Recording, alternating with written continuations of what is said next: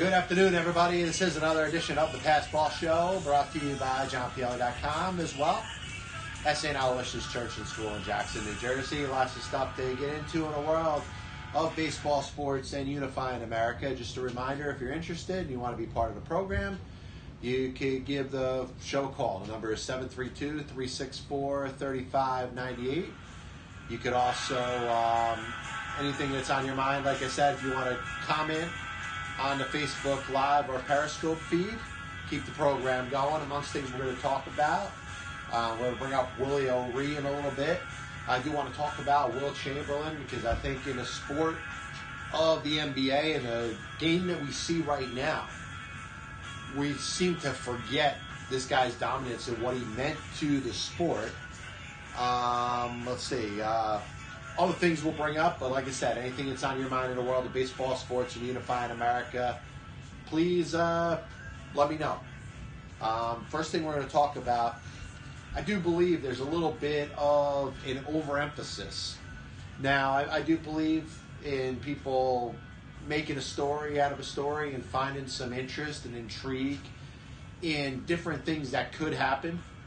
The thought has existed for a while, certainly going back to last offseason when we spoke about Shohei Ohtani and his potential impact on the sport of Major League Baseball, maybe being that first legitimate two-way player since the likes of Babe Ruth. And I think that it was a good story. A lot was meant to it, and in fact, up to a certain point, we really looked at the possibility that it could really happen. Now, 2019, we probably won't see it as much, but I do believe, going into 2020 and past that, the Angels, the Los Angeles Angels of Anaheim, signed Shohei Ohtani with the thought of him being a legitimate two-way player, a guy that's going to pitch once a week as a starter and is going to DH the rest of the time.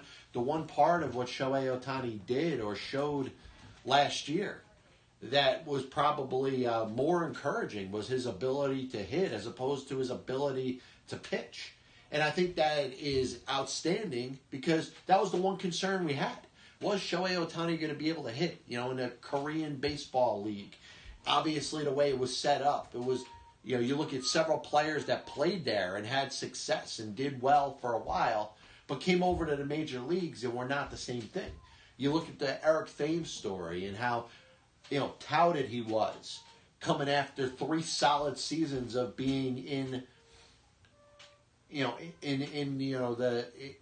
league set up to succeed, and he goes back to the majors with the Brewers, and he had 30 home runs, but certainly under no circumstances was the player that he was when he was in Korea.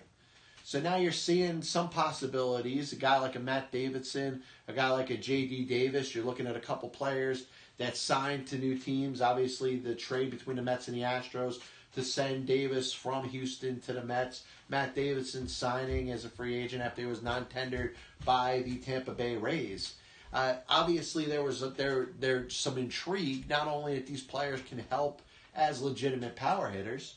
Davidson's a guy who hit a ton of home runs last year. J.D. Davis over the last couple of years has done nothing but hit home runs in AAA and the minors for the Houston Astros.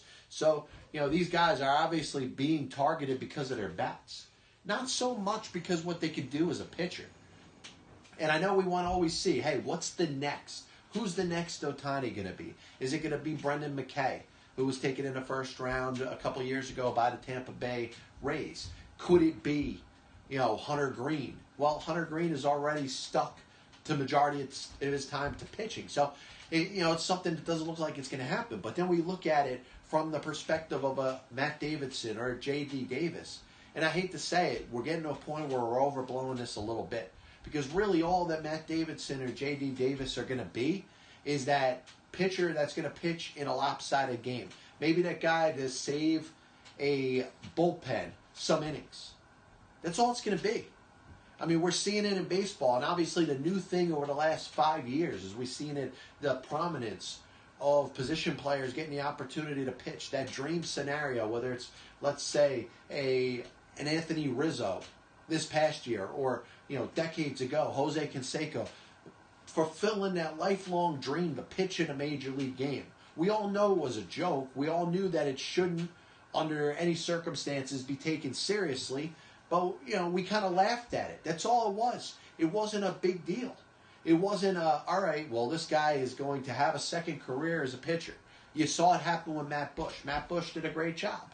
He had some issues early on in his career, which kind of ruined his chance to be a legitimate position player when he was taken number 1 overall by the San Diego Padres. Well, he ended up making it back to the majors, having some success as a relief pitcher. So that was a good story.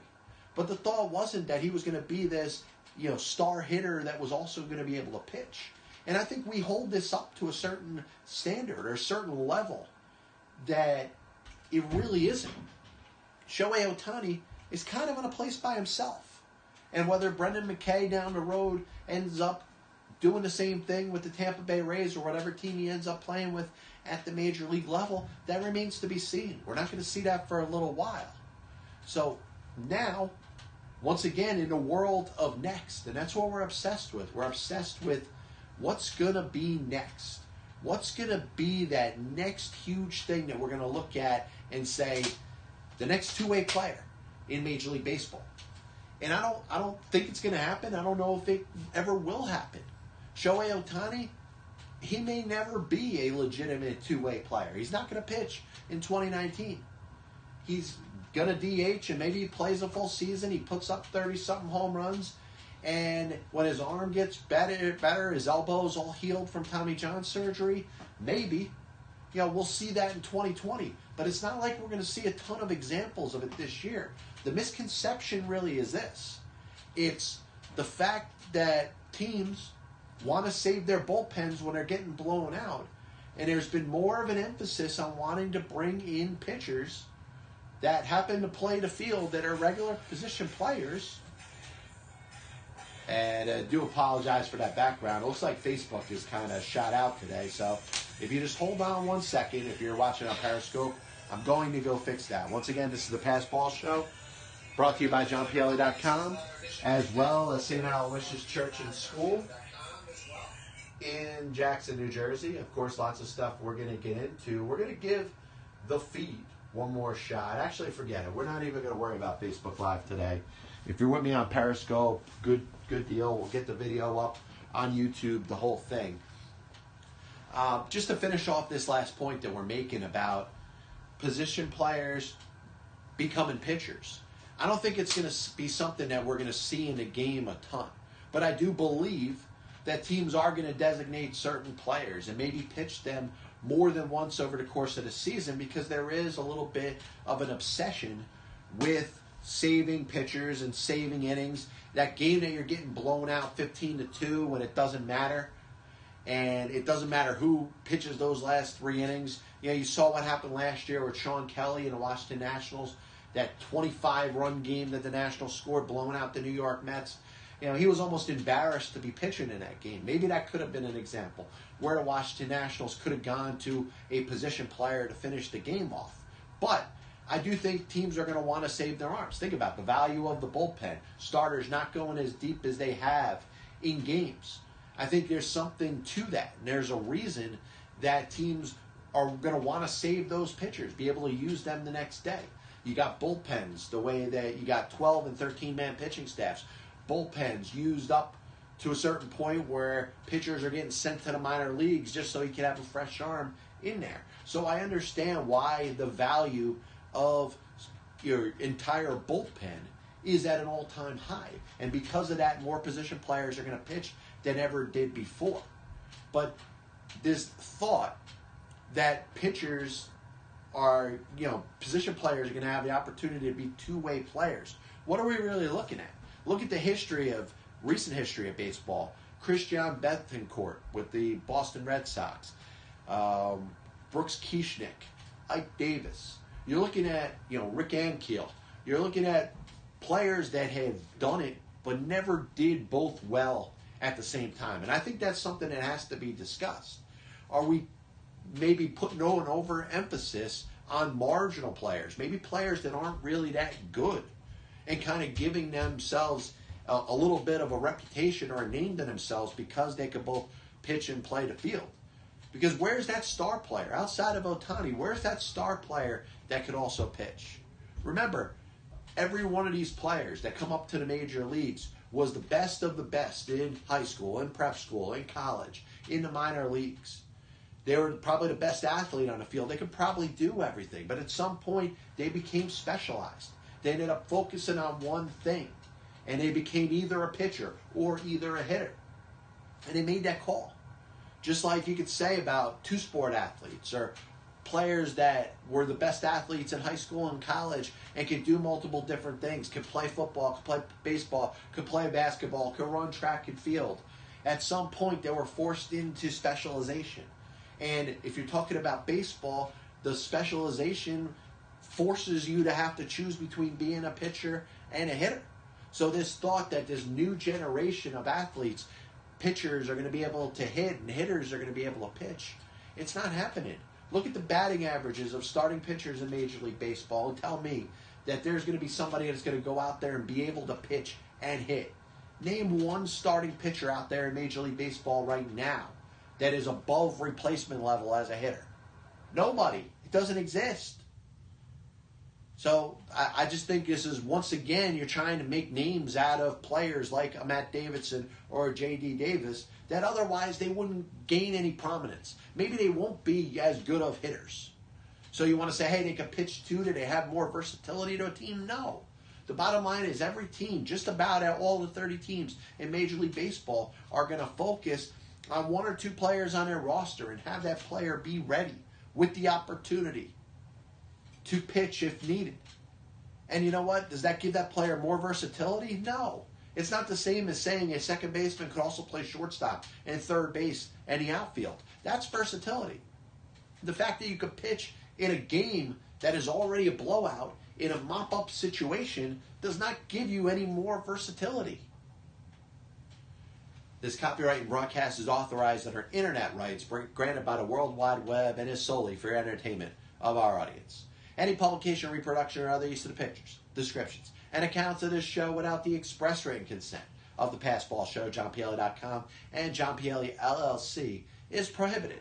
Any commercial or other use of the program, such as by charging admission for its showing, is similarly prohibited. So I did want to start the show by talking about a former guest on the Passball Show. Eli Grba, former Major League pitcher with the Yankees and the Angels in the 1960s, passed away at the age of 84. And Eli was a guest on the Passball Show in 2012. I had a chance to listen to the interview that I did with him back then. I understand there was a lot less of a polished product from my perspective, but Eli gave a great interview. And the questions I asked were good. I'm not 100% in love with my delivery and the way I sounded back then. I do think I've improved a little bit. But Eli made it a great interview.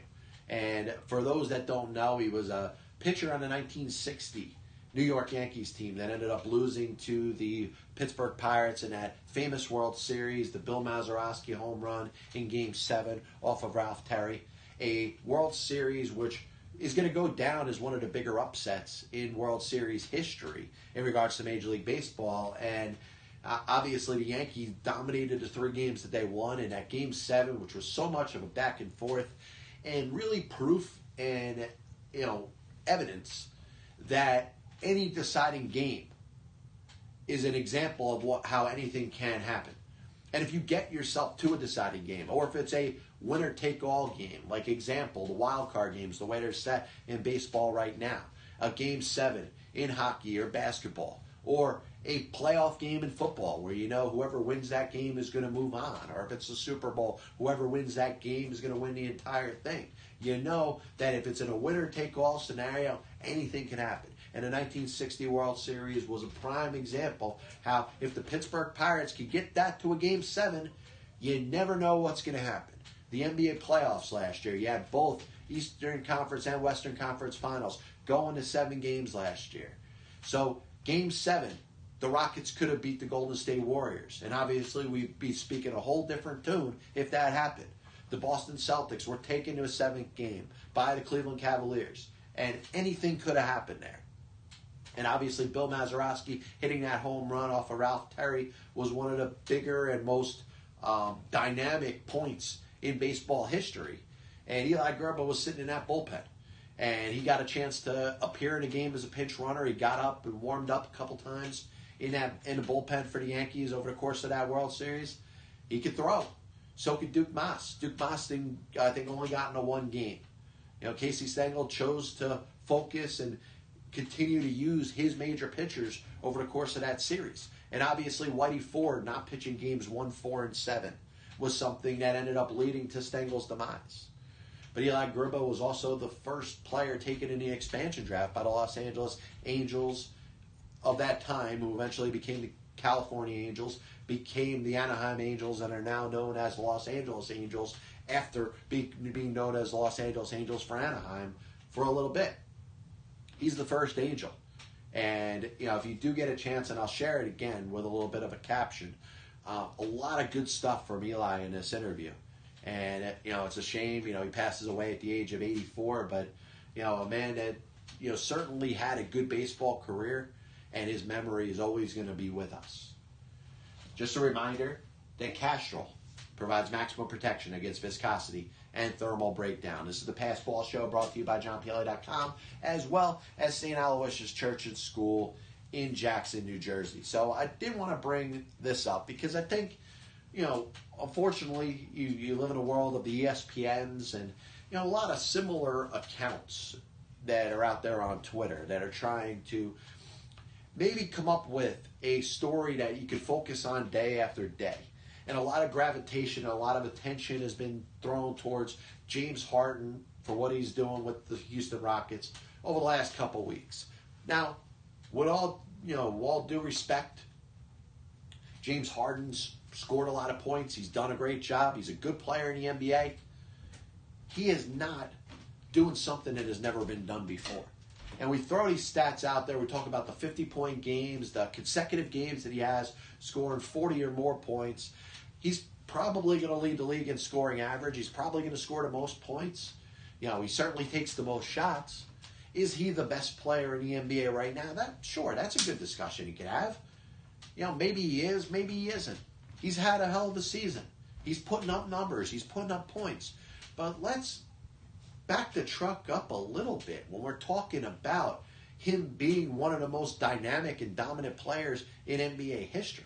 There's a guy by the name of Wilt Chamberlain that went out there and over the course of an entire season averaged 50 points a game. You know how hard that is to do? James Harden, sure, maybe he could average 35 or 38 points a game if he keeps this up. And we'll see. If he goes over the course of 20 games or 30 games and he has a stretch where he scored 40 or more points in, 38 out of 40 games or something like that, sure, I'll go back to it and I'll relish in what has been a great season. But let's not call James Harden the most dominant scorer in NBA history. Obviously, the game has changed. It probably was a little bit easier in the early part of the 60s for a guy like Wilt Chamberlain to go out there and being, 7'2", 7'3", being able to dominate a game. You give him the ball, he's going to get the ball in the basket. But remember, we have a three-point line and a three-point shot that didn't exist when Wilt Chamberlain played. So you know how much harder, even though he was the most intimidating and dominating athlete on the NBA court, to get the ball and score as much as he did, to score 100 points in a game? I understand he was intimidating and he was better than any player on that court. But I'm sorry, it's a matter of just time going by, and maybe a lot of our generation that we have as it exists right now just never lived through the time of a Wilt Chamberlain. And that's what sucks about sports now. Everything is about the now. We don't spend enough time embracing and enjoying the history of the particular sports. What, just because it happened before you were born, it didn't happen? James Harden is the most dominant scorer in NBA history because a lot of younger fans now did not watch Wilt Chamberlain play? Let's just back off a little bit. Sure, enjoy the season that James Harden's having, and maybe he can build on it. Maybe he can continue to go out there and score 40, 50 points each game. If he does, good for him. But to say that he did it, wow, in 4 straight games, in 5 straight games, in 8 straight games, or 8 out of 10, it's nice. It's interesting now because we haven't seen it so much in the NBA over the last 20 years. But the guy's now Wilt Chamberlain. Please, let's just back off of that for a minute. This is the famous Budweiser beer. We know of no brand produced by any other brewer that costs so much to brew and age. Our exclusive Beechwood aging produces a taste, a smoothness, and drinkability you'll find in no beer at any cost. So today is a very important anniversary, and probably one that doesn't get brought up that much in the world of sports. And of course, everybody talks about on April 15th the significance of Jackie Robinson becoming the first Major League Baseball player as an African American, a black player, since the days of William Edward White and Moses Fleetwood Walker. We know about the long that existed in Major League Baseball for a long time, and it obviously existed in professional sports.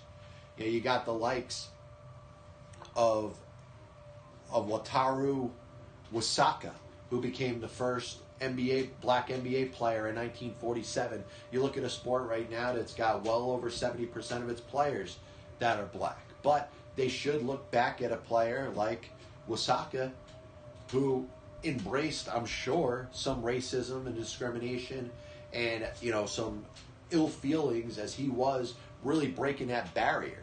And you'll get Fritz Pollard and Bobby Marshall in 1920 becoming the first black pro football players in the NFL. And of course, there was some time that went by from the years of 1934 to 1945. The story of Lenny Moore in the 1950s and 60s kind of revolutionizing, players getting an equal opportunity in the sport of the National Football League and everything that he had to deal with. But very little is spoken about in regards to Willie O'Ree, who 61 years ago today became the first African-American professional hockey player. And he had a decent career, was put into the Pro Football Hall of Fame. He ended up making his debut for the Boston Bruins, and he's considered the Jackie Robinson of hockey. But what stands out, looking at 11 years after Jackie Robinson broke the color barrier in Major League Baseball, you're looking at a sport in hockey that has not made those same progressions, that has not taken the same important steps. And I do think that there has to be more done to it. When we talk about the player last week that ended up having to deal with the racial slurs and taunts from opposing players and parents at a hockey league game at the age of 13, you would hope that we would progress in society, that we would talk about everybody having an equal opportunity when it comes to sports. But Willie O'Ree, on the 18th day of January, 1958, did something that was right on par with what Jackie Robinson did on April 15th, 1947. We should have a Willie O'Ree Day. The National Hockey League should stand up and acknowledge Willie O'Ree every 18th day of January, in the same way that Jackie Robinson is getting the credit and respect for doing what he did and dealing with and enduring what he endured. So moving on, we're going to do our NFL picks. Obviously, there aren't as many games to pick anymore, and we will get the music going, and we'll start right now talking about the big games coming up this weekend. And obviously a lot of different things are going to exist. Sunday, after that, from 2 weeks after that, is going to be the Super Bowl. So I do think there's going to be some legitimate, love put towards football pools and preparation and all the different discussion we're going to have in regards to the Super Bowl. And let's be serious. After Sunday, you're going to hear a lot of talk Monday and Tuesday going into Wednesday. But after that, it's going to get overblown. And you're going to have media day. They're going to have people in the media going out of their way to try to provoke and get players to say certain things because they got nothing else to talk about. The one thing that kind of sucks about the NFL now over the last several years, you've had that 2-week break between the AFC and NFC championship games and the Super Bowl, and it just unfortunately gives the media very little to talk about by the time you get into that second week. So let's get into it. Let's bring up the different games that you got. Obviously, you got the New England Patriots traveling to Kansas City, and you got the New Orleans Saints playing at home against the Los Angeles Chargers. So these games, as they're getting set, let's talk a little bit about them. And obviously the thing that's going to stand out, like I've said all season, is the lines as they're set up in these games. Can the New England Patriots fight off a Kansas City Chiefs team that is certainly getting a lot of love as it applies to the NFL? They look like the next thing. And we spoke about this last week, or the last show that we did on Monday, how, the Chiefs are going to be, in regards to a lot of people that follow the NFL, kind of the darlings, or the team that is hoping to take that torch from the New England Patriots. Now, I don't believe any of this crap that you hear when you hear the New England Patriots and Tom Brady talking about all of a sudden they're getting dismissed. They're these crazy underdogs. They're not underdogs. They may be underdogs in a game, but they're playing at a high level and have proven people wrong for a long time. The issue is not about people not believing that the New England Patriots are any good. The issue is the fact that nobody, maybe the league and fans and people in general are just tired of seeing the same team all the time. And there's nothing wrong with that. When it came to the national fans of of baseball in the 1930s, the late 1930s and the early 1950s, when the New York Yankees were winning World Series year after year, you know what? People just wanted to see somebody else. If you weren't a Yankee fan, you just wanted to see in a big game somebody else play. You look at, Major League Baseball, in the early part of the 2010s. The San Francisco Giants winning World Series championships in 2010, 2012, and 2014. Well, it wasn't that people were not thinking the Giants were good anymore. They just wanted to see somebody else. If they weren't a San Francisco Giants fan, you understood why they didn't want to see the same teams over and over again. When people are preparing their Super Bowl party and care maybe about the commercials or maybe about who's playing at halftime and are getting, major gatherings together with friends and family, if they're watching a game, maybe they just want to see somebody else.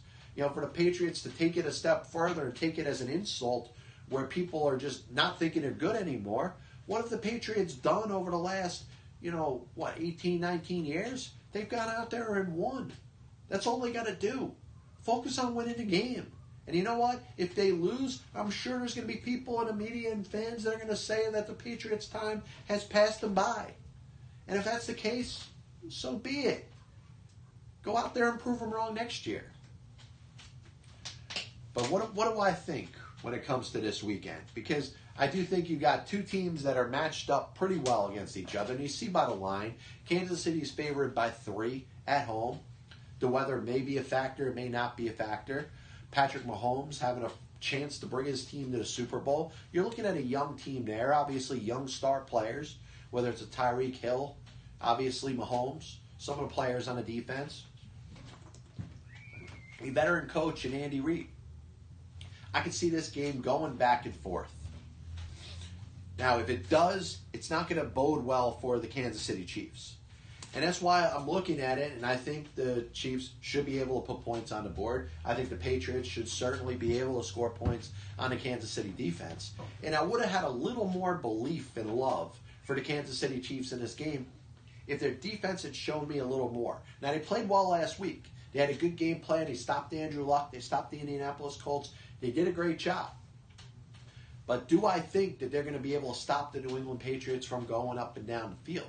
Now, this seems to be the time or the year where a lot of people look at the Patriots and say, hey, maybe they have taken a step back. Is this the greatest New England Patriots team that they've ever assembled? No, probably not. And I think the Patriots would be okay hearing that. They may want to, prove people wrong. They may feel like they're these ridiculous underdogs. You can't ever look at the Patriots and say, hey, they're underdogs. They go out there and they dominate and they play good football every year. They're in the mix for the Super Bowl every single year. 8 straight AFC championship games. And you know what? 3 points I don't think is enough. Give me New England +3 at Kansas City. So the last game obviously is going to be the more intriguing one. It's going to be the interesting one. The earlier game where you got the Los Angeles Rams traveling to New Orleans against the Saints. And if for some reason the New England Patriots make it to the Super Bowl again, this is going to be the team, whoever wins this game, that is going to be, according to fans and people that aren't rooting for the New England Patriots, the football fans, that they're going to want to see win. So this may be an example. We may see 2 instances, whether it's the Chiefs and whoever it is that the Patriots play in the Super Bowl. If they win this week, they're going to have to go over and pass the court of public opinion. So I look at the line of this game, and it's pretty similar. It's right on par with the Chiefs and the Patriots. And what do I see? I saw a lot out of the Los Angeles Rams last week. More than I thought that I'd see. They came out there, they had a dynamic performance against a Dallas Cowboy team that maybe wasn't on the same level as them. Maybe wasn't as dominant of a team as they were. And that's possible. It's okay.